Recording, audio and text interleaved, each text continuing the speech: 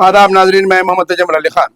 لاکھوں کو فرزندان توحید نے حج کی سعادت حاصل کی ہے، جس میں عرفات کے میدان سے خطبہ عرفات سننے کے بعد مزدلفہ کے لیے روانہ ہوئے ہیں، اور آج ان کے لیے رمی کا دن ہے، اور اس کے بعد ہی ان کے حج کی تکمیل عمل میں آئے گی۔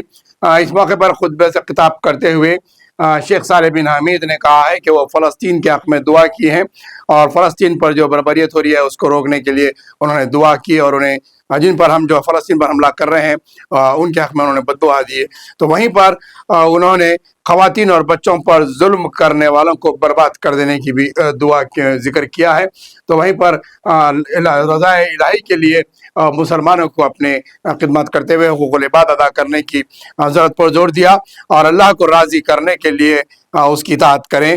ان کے خطبات کے اہم پہلوات تھے جس پر انہوں نے زور دیا ہے۔ تمام سادات حج کو حاصل کرتے ہوئے عالم اسلام کے تقریباً 20 لاکھ مسلمان میدان مزدلفہ میں رات میں قیام کیے، اور اب صبح سے اب تک کی جو اطلاع آ رہی ہے اس میں تقریباً حجاج کرام رمی کر چکے ہیں۔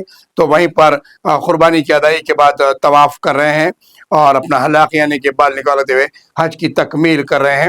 اب تک کے حالات کے حساب سے سعودی عرب نے کافی بہترین انتظامات کیے ہیں۔ جہاں شدید گرمی کا انتظام ہے، وہاں پر جو ہے خاص طور پر ٹھنڈ پہنچنے کے لیے پنکھے اور جو ہے ڈرون کے ذریعے سے بھی بیمار مریضوں کو دوائیں پہنچائی گئی ہے۔ جگہ جگہ پانی کے انتظامات کرتے ہوئے سیکورٹی کے بہترین انتظامات کیے گئے ہیں تاکہ حجاج کرام جو ہے بہترین طریقے سے اپنے حج کی عمل کر سکیں، اور شدید گرمی سے راحت پہنچانے کے لیے متعدد اقدامات حکومت کی جانب سے کیے گئے ہیں۔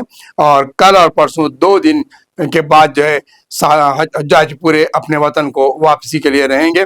اب تک کی اطلاعات کے لیے جو ہے پرامن طریقے سے حج کے اراکین ادا کیے گئے ہیں، اور انتظامات بہترین چل رہے ہیں۔ اور حیدرآباد سے تلنگانہ سے تعلق رکھنے والے حجاج کرام بھی محفوظ ہیں، اور وہ اپنے تمام تر حج کے مناسک ادا کر رہے ہیں۔